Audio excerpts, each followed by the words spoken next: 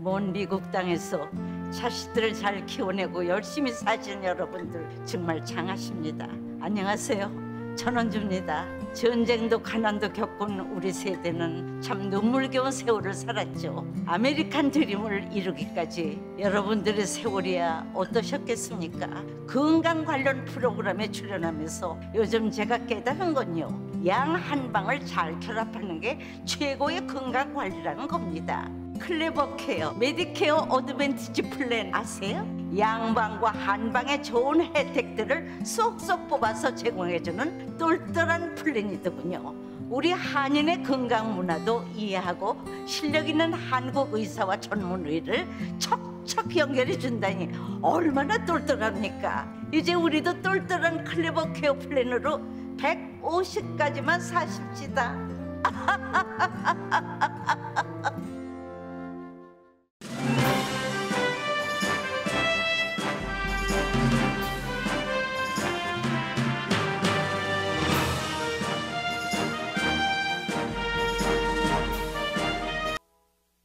강혜신의 오늘의 미국.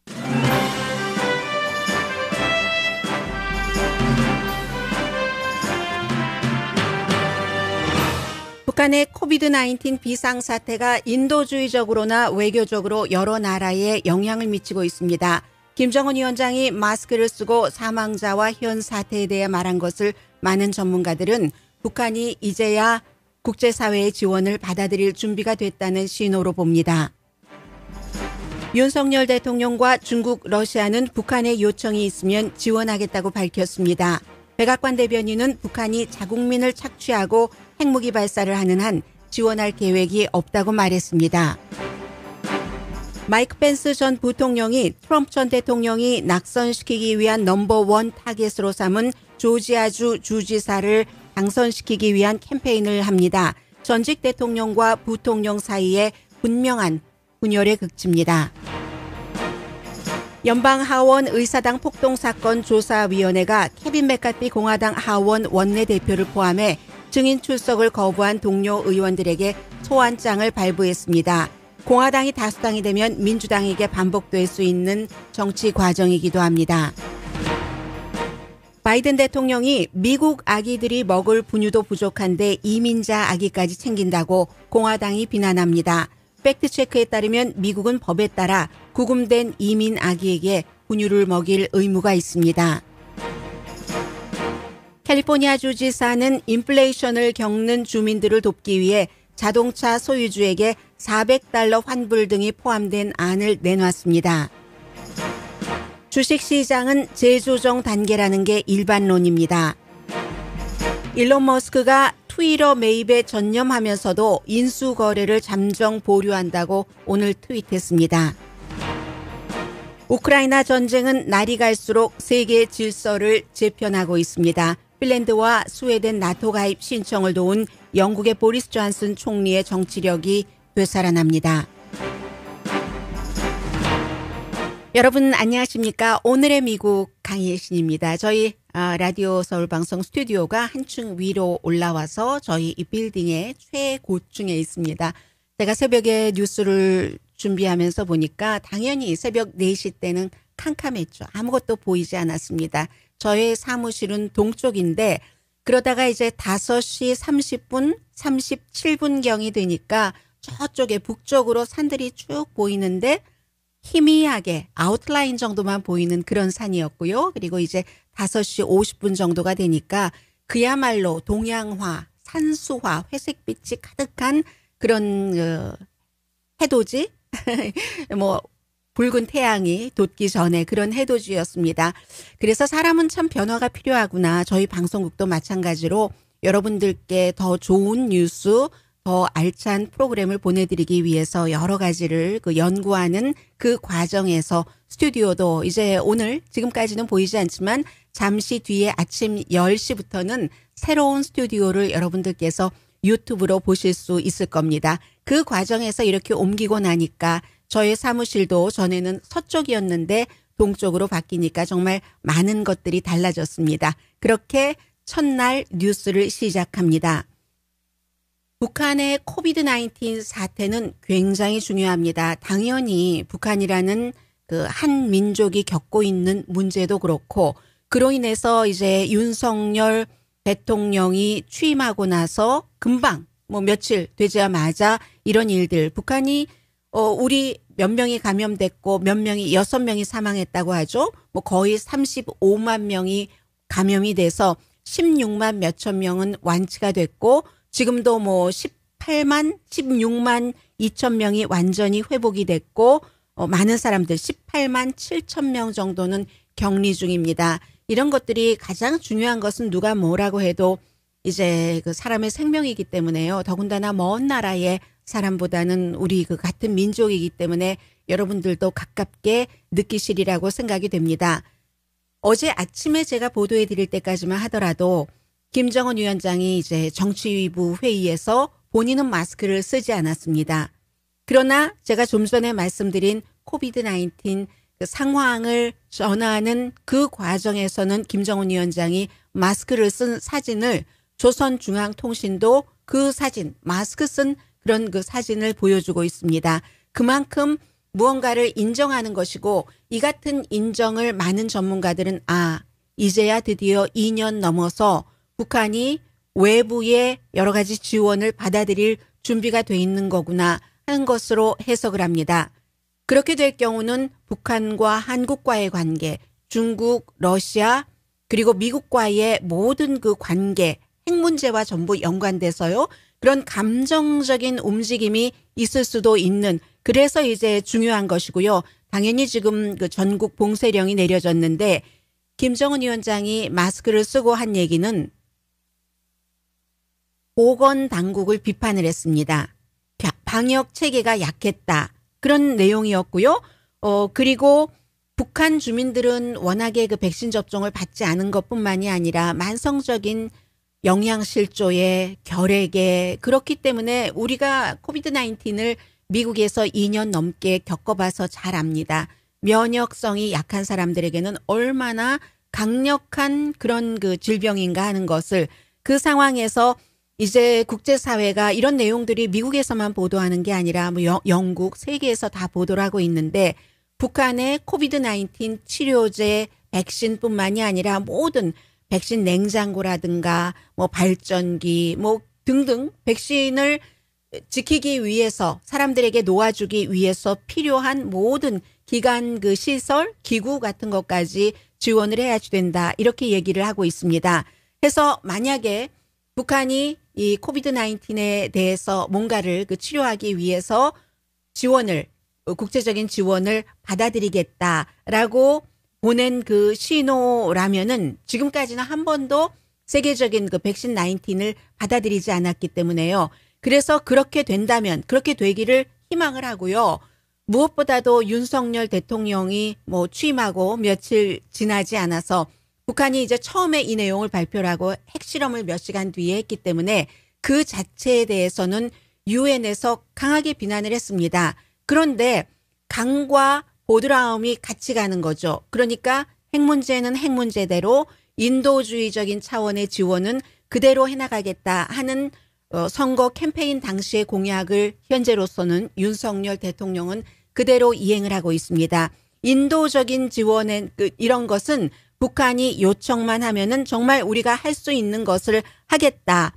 그런 것이고요. 그리고 이렇게 인도적인 지원을 북한에 한국이 한다고 해서 금방 사이가 좋아지는가, 화해되는가, 그건 절대 아닙니다.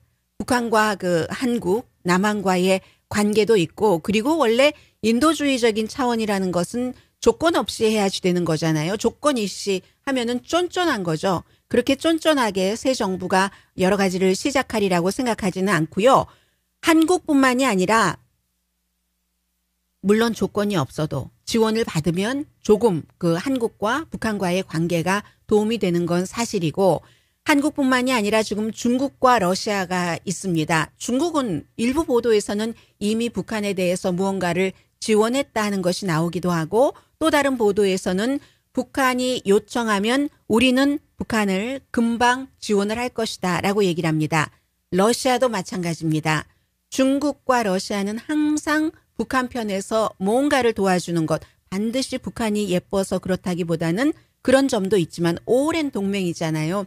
러시아와 북한, 중국과 북한. 그러나 미국에 반대하기 위해서도 마찬가지죠. 해서 이 러시아 같은 경우는 생색을 한껏 내면서 우리의 백신이 얼마나 효능이 있는지 북한이 잘 안다. 효능 뭐 별로 중국과 러시아는 뭐 증명되기도 힘들고 서구의 백신보다는 조금 그 효능이 낮다. 이렇게 생각들을 하고 있는데 그렇게 생색을 내면서 북한에서 요청만 하면 우리는 굉장히 신속하게 인도주의적인 차원의 지원을 하겠다고 약속을 했습니다. 스스로에게 한 약속이죠. 세계에 한 약속이죠. 우리가 이렇게 어려움에 처한 북한을 돕는다 하는. 그리고 이제 미국입니다. 미국은 젠사키 백악관 대변인이 오늘이 마지막 날이네요. 젠사키 대변인이. 그런데 젠사키 대변인이 미국은 백신 지원을 북한에 할 뜻이 없다.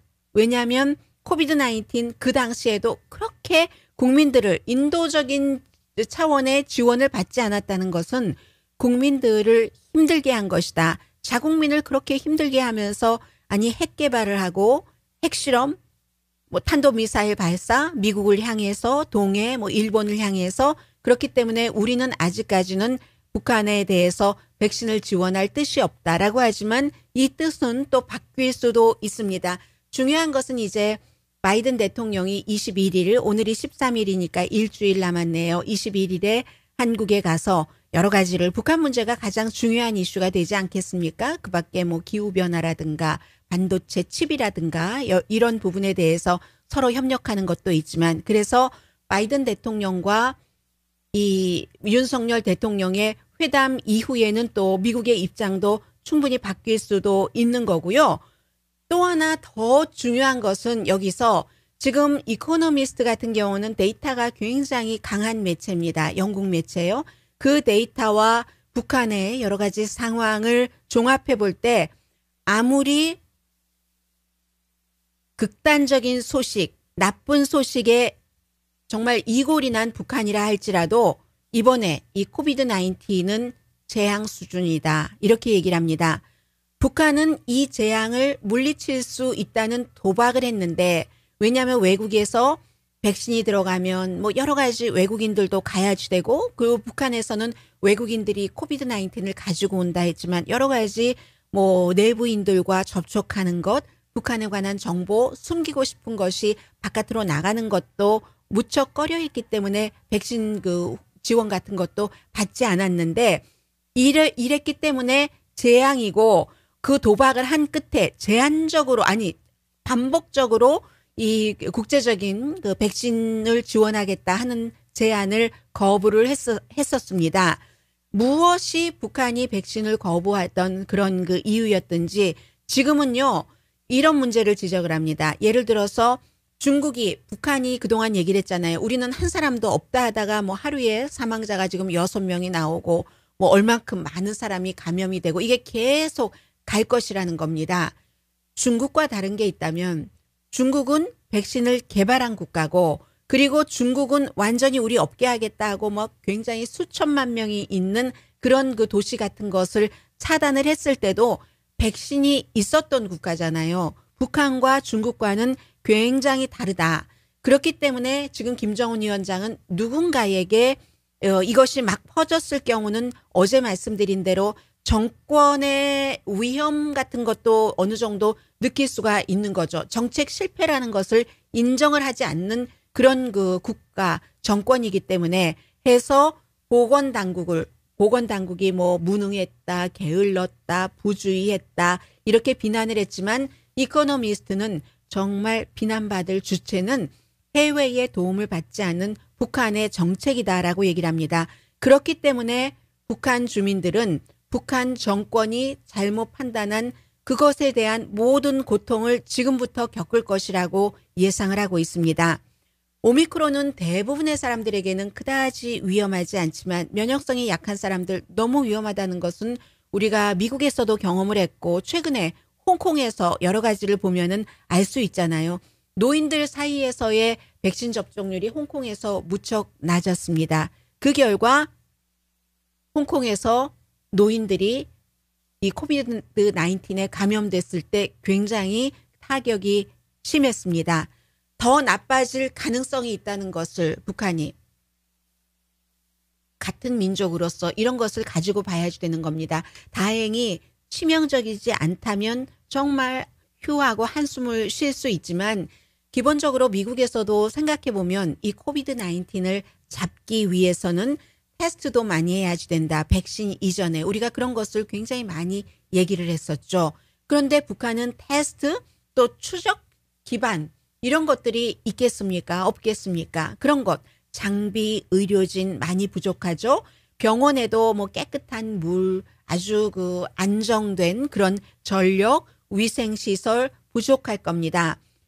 결핵, 뭐 영양실조는 앞서 말씀드렸고요. 그래서 또 이런 것도 있죠. 처음에 우리가 미국에서도 산소호흡기가 부족해서 얼마나 미국이라는 의료 시스템 최고라는 국가가 어려움을 겪었습니까? 인공호흡기는 몇 대나 있는지, 산소 공급은 북한에서 얼마나 할 수 있는지 지금 국제사회에서 의료진들이 파악하기가 힘듭니다. 북한이 중국으로 도와주세요 하고 눈을 돌릴 수 있지만 그리고 중국에서도 도와달라고 하면 우리는 최선을 다해서 돕겠습니다. 했습니다만 중국도 지금 코가 석자입니다. 중국에서 밖으로 나오지 못하게 하고 하는 그런 그 여러 가지 내용들을 여러분들께서도 다 알고 계시는 그대로죠.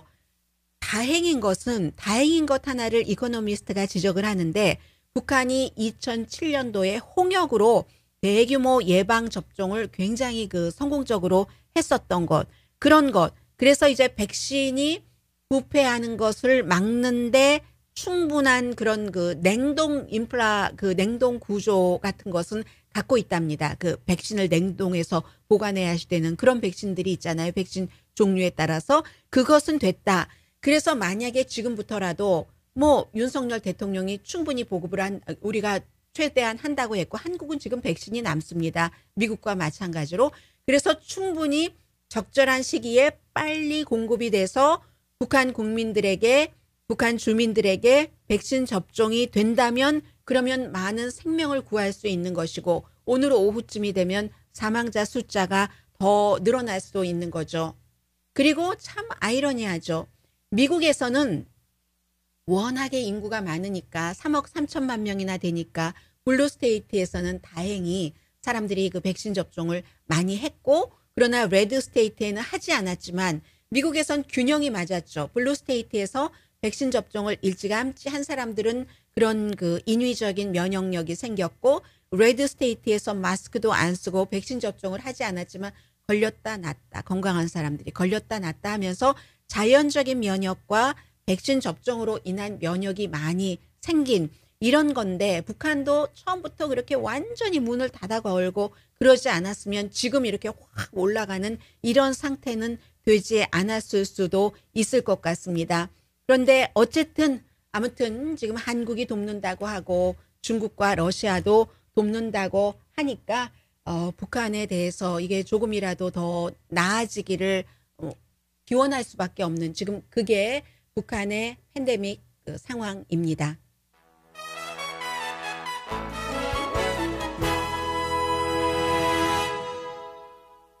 잠시 뒤에 미국 뉴스 전해드립니다. 아니 부통령으로 재직할 당시는 그 마이크 펜스 부통령이 트럼프 전 대통령이 하는 것에 무조건 충성을 했는데 이럴 수가요. 완전히 지금 반대 방향으로 나가고 있습니다. 잠시 뒤에 뵙겠습니다.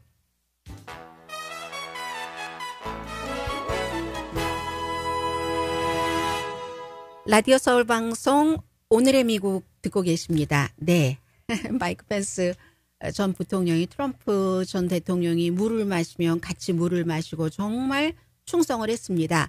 그런데 이번에 이제 조지아주 예비선거에서 5월 24일이 예비선거인데 이번에 예비선거 가운데서도 조지아주가 가장 중요하기도 하고요. 왜냐하면 트럼프 전 대통령이 조지아의 주지사와 총무처 장관을 떨어뜨리겠다고 다른 사람들을 공화당 예비선거에서 지지하고 있기 때문에요. 이유는 뭐 당연히 부정선거라고 했었어야지 되는데 부정선거가 아니다. 우리는 그 선거 개표 정확하게 했다. 이렇게 공화당의 주지사와 총무처 장관이 얘기를 했기 때문이죠. 그런데 마이크 펜스 전 부통령은 트럼프 전 대통령이 넘버1 떨어뜨릴 사람으로 조지아주의 브라이언 캠프 주지사를 지목을 해서 이제 상대 공화당의 다른 예비선거 후보인 데이비드 폴듀, 원래 그 상원 의원이었다가 그 상원 의원 자리를 민주당에게 빼앗긴 사람이죠. 이번에 주지사로 나오는데 트럼프 전 대통령은 이 사람을 지지를 합니다. 3월에도 캠페인을 했고 또 50만 달러를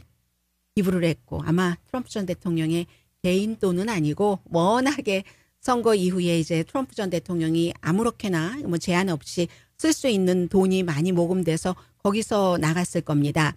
그런데 마이크 펜스 부통령이 이거 부정선거가 아니다. 우리 정말 깨끗하게 이 개표도 하고 선거 과정도 그랬다라고 얘기한 브라이언 캠프 주지사를 공식 지지하고, 그것도 예비선거가 치러지기 전에, 말하자면 뭐 선거 2부와 마찬가지 때 아주 열렬하게 이 캠프 주지사를 후원을 한다는 겁니다. 그러니까 이제 트럼프 전 대통령의 반응이 당연히 나올 거고요. 공화당에서도 이 브라이언 캠프 조지아주의 주지사는 굉장히 보수적이고 성공적인 주지사로 평판을 받고 있는 사람입니다. 펜스가 이 주지사를 my friend라고 하면서 나의 이 친구를 후원하게 돼서 너무나 자랑스럽다. 4년 더 이렇게 해서 지금 한다고 하니까요. 그 밖에도 이 공화당은 지금 트럼프 전형적인 공화당입니다. 그렇기 때문에 예를 들어서 애리조나의 주지사라든가 네브라스카라든가, 아니면 원래는 트럼프 전 대통령과 아주 친했었죠. 뉴저지주의 공화당 주지사였던 크리스 크리스티 같은 사람은 전부 마이크 펜스 부통령과 마찬가지로 브라이언 캠프 이 주지사를 지지를 하고 있습니다. 그래서 이제 이런 문제가 있고요. 그리고 이제 조지아주의 스윙 유권자, 이제 표본으로 뭐 전체적으로 뭐 한 1,000명, 2,000명을 대상으로 조사한 게 아니라 민주당 3명, 공화당 6명, 무소속 4명, 이렇게 이제 샘플링을 해서 그렇게 포커스 그룹이라고 얘기를 하죠. 자세히 취재를 했습니다. 어디서 했던가요? 네, 악스요스에서 했더니 막상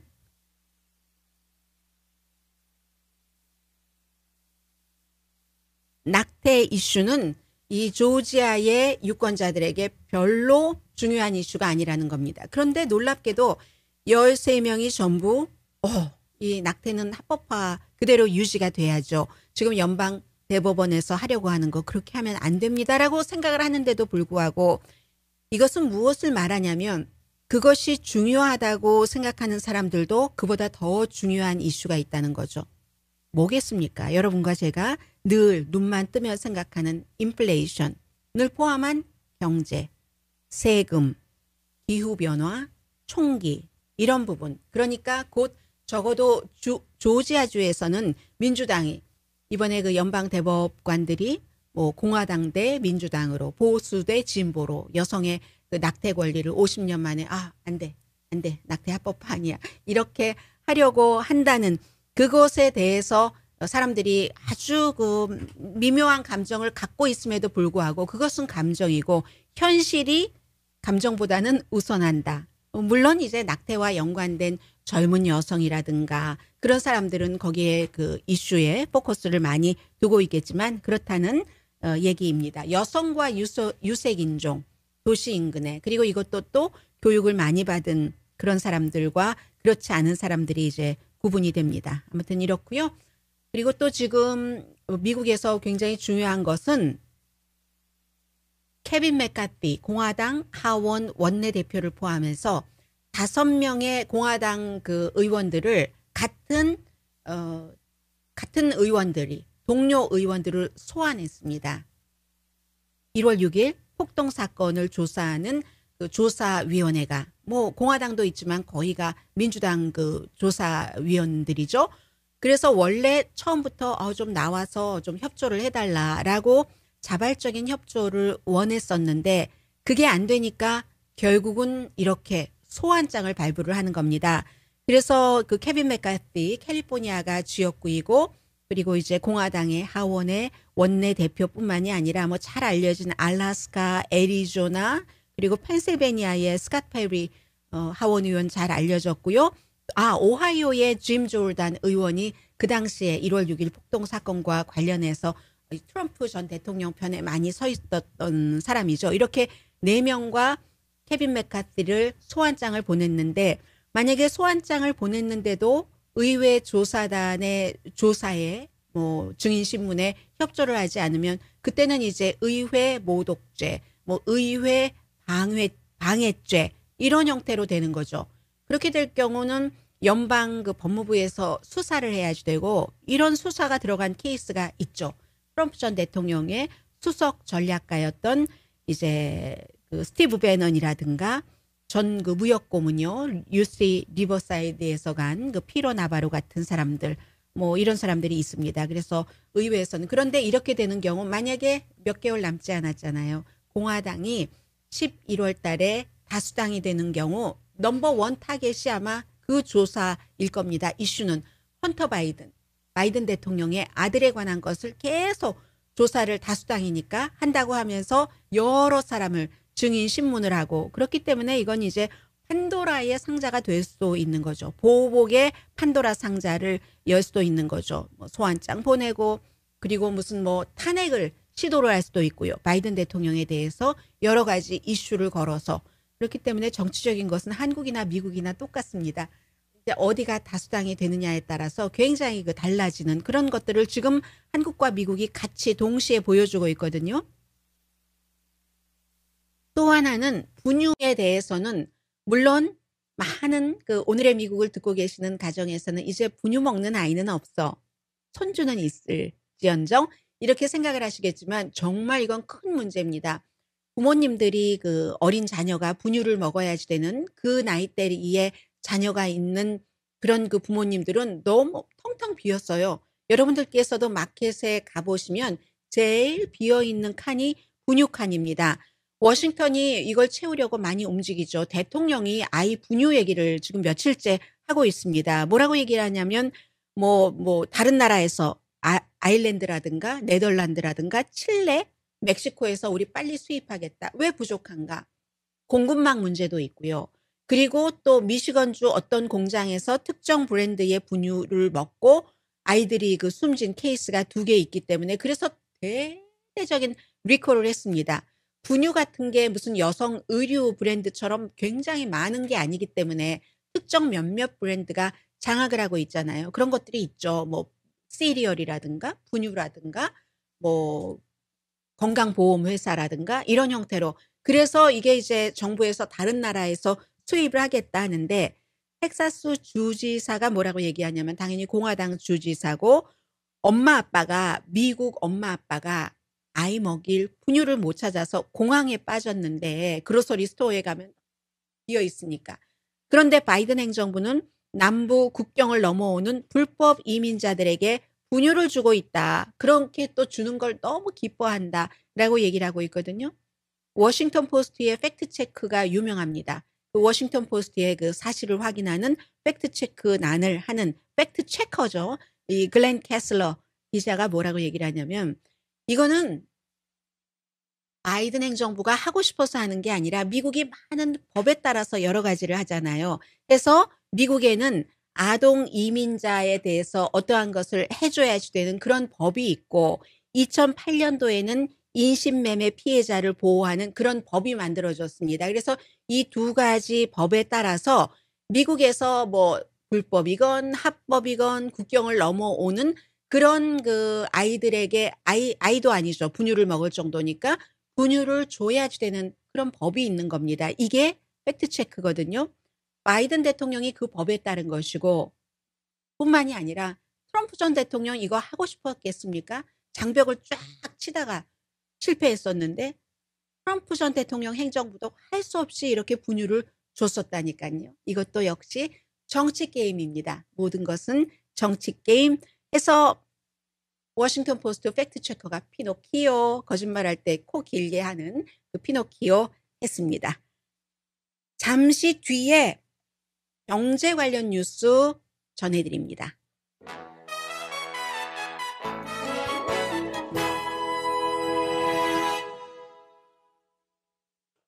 라디오 서울 방송 오늘의 미국 듣고 계십니다. 네. 아직 스튜디오가 저는 익숙하지 않은데 항상 똑같은 일을 수십 년 동안을 해도 잠깐만 그 아주 조금 바꾸면 그 미묘한 차이가 엄청난 차이를 주잖아요. 아마 여러분들께서도 장사를 오래 하시는 분들도 마찬가지이실 테고, 그리고 무슨 엔지니어링 같은 것이 전문인 분들도 회사를 바꾸면 똑같은 일을 하는데도 다르죠. 인플레이션 줄이기에 도움이 되는 181억 달러짜리 패키지를 어제 저녁에 이 게빈 뉴섬 주지사가 발표를 했습니다. 아마 오늘 뭐 더 구체적인 내용을 얘기를 할 텐데 이건 아닙니다. 아니기 때문에 이렇게 확정된 내용을 전부 여러분들께 돈을 당장 지급한다. 이건 아니고요. 다만 그림을 보여드리겠습니다. 자동차를 소유하고 계신 분들 가솔린 값이 너무나 비싸니까 $400 리베이트 포함되어 있고요. 당연히 렌탈 보조 있고, 그리고 또 저소득 그 세입자를 위한 뭐 렌탈 보조금이 $27억 달러가 책정돼 있네요. 그리고 전기요금이라든가 수도요금을 뭐 팬데믹 이후에 못 내신 그런 분들을 위해서도 책정을 했고, 무료 대중교통수단 이용하시는 분들, 아니죠. 대중교통수단을 이용하시는 분들께 무료로 할 수 있는 거 지난번에 했다가 중단했고 했는데 다시 또 하고요. 또 12개월 동안 디젤 판매세를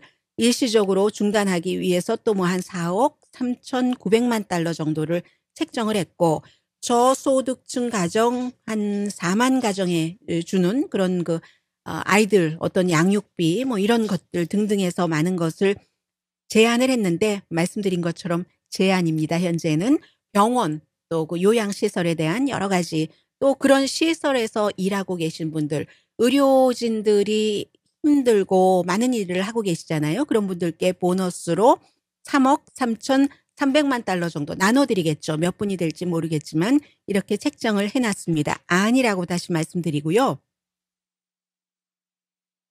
가솔린 값은 뭐 지금 갤런당 평균 기록을 또 경신했습니다. 며칠 전보다도 한 10센트 정도가 올라서 지금 거의 갤런당 레귤러가 $4 50센트 정도 되는데, 캘리포니아 주에서는 게빈 뉴섬 주지사가 정치인들은 항상 일반인들이 힘들 때 어떻게 힘든가, 그걸 우리가 어떻게 해결을 해주는가, 뭐 이런 문제들을 그 염두에 두고 있잖아요. 연방 의회에서는 다음 주에 가솔린 값이 왜 이렇게 비싸지? 뭐 전체적으로 원유값하고 이게 대비가 되지 않는데 뭔가 이때를 틈타서 과도하게 가솔린 값을 책정하는 것 아니야? 그런 것을 금지하는 법안에 대해서 표결을 합니다. 그런데 이것도 역시 정치적입니다. 공화당이 반대해서 저는 통과되지 않을 것으로 예상을 합니다. 업계가 있습니다.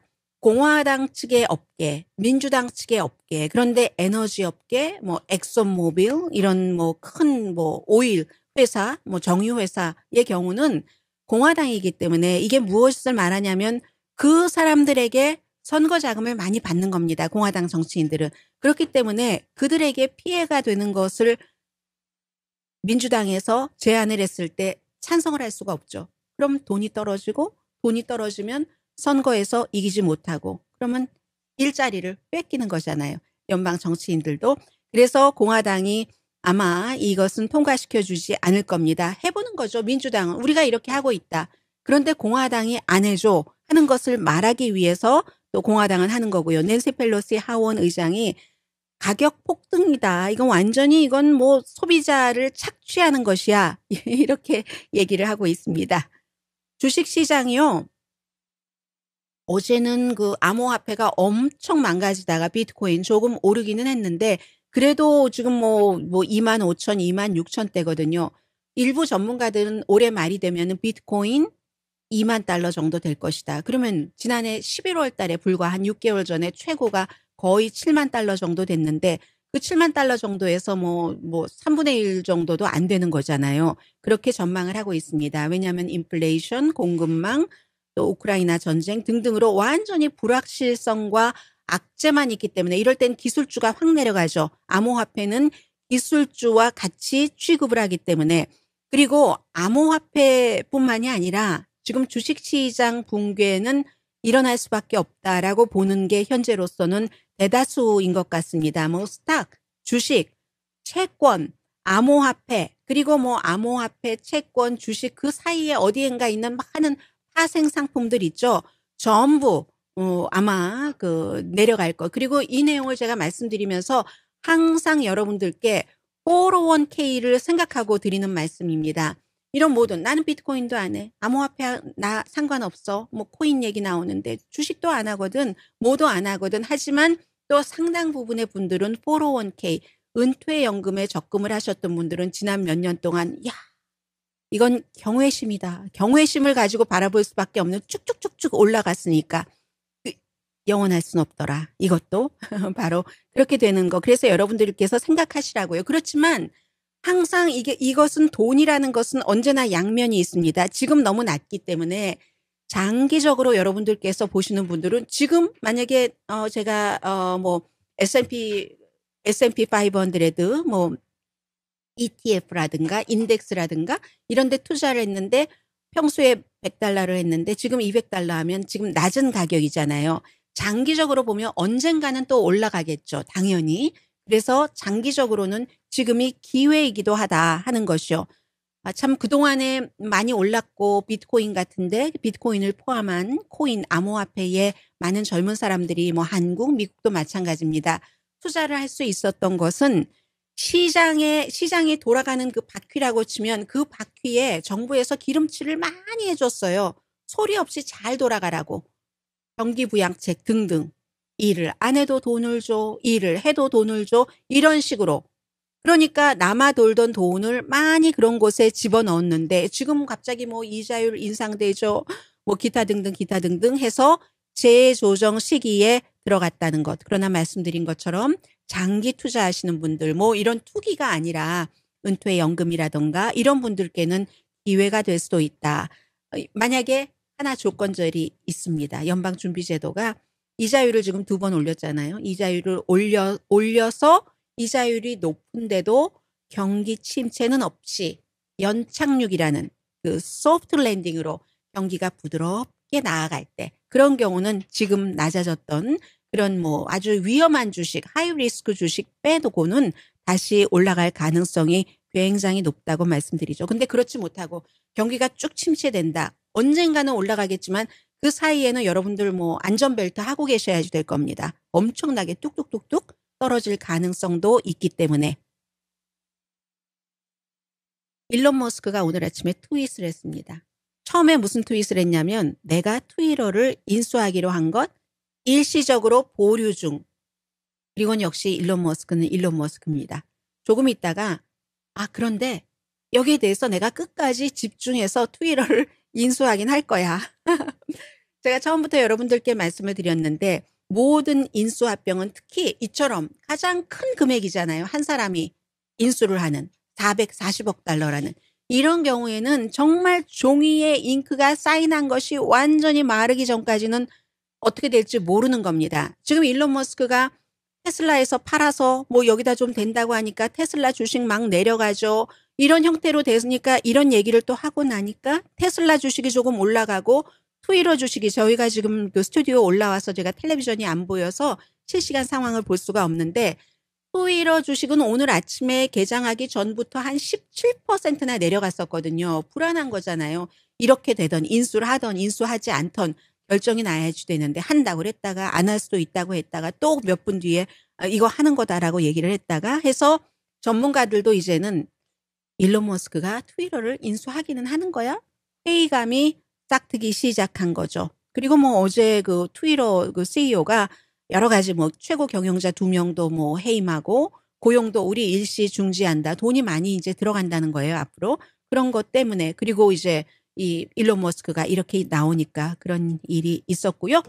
아무튼 이런 상태로 경제 뉴스 마무리하고 잠시 뒤에 시간 되는 대로 사람은요, 정말 힘들 때도 끝까지 할 수 있는 일을 해야지 됩니다. 그러면 길이 생긴다는가요? 이게 바로 영국의 보리스 존슨 총리의 스토리입니다. 잠시 뒤에 전합니다.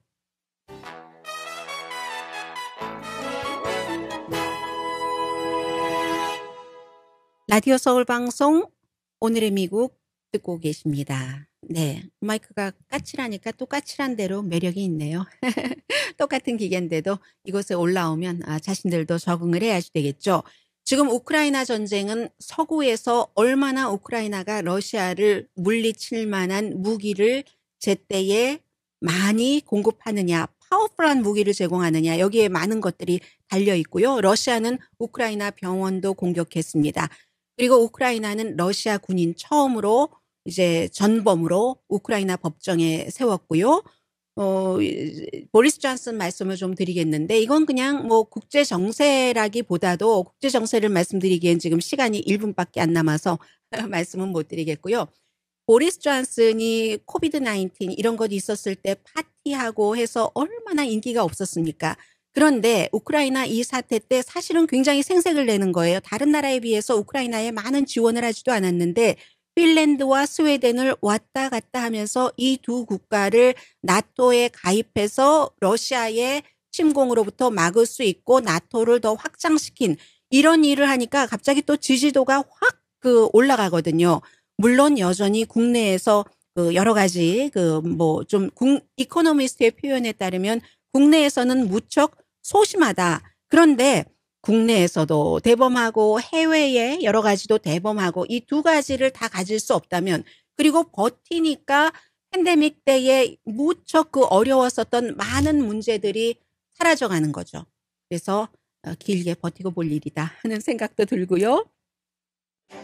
네, 오늘 좋은 아침, 좋은 하루는 아마 여러분들께서 저희가 스튜디오를 옮기고 나서 처음 이 유튜브로 방영이 되는 저희 스튜디오가 어떻게 생겼는가 하는 것을 보실 수 있는 기회가 될 겁니다. 저는 내일 뵙겠습니다. 강희신이었습니다.